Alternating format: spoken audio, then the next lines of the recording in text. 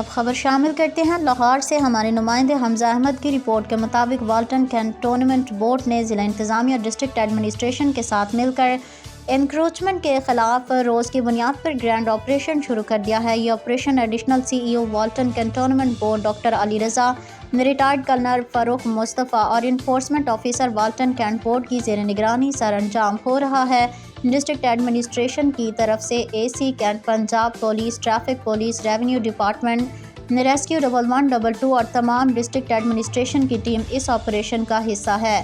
یہ operation Walton road اور بیدیا road پر جاری ہے۔ والٹن روڈ کے مشرقی اور مغربی کنسٹرکشن اور ری ماڈلنگ کے دوران جو عمارت کا نشاندہی ریونیو ڈپارٹمنٹ اور اے سی کینٹ کے اہلکاروں نے نشاندہی کی تھی وہ سب گڑا دی گئی۔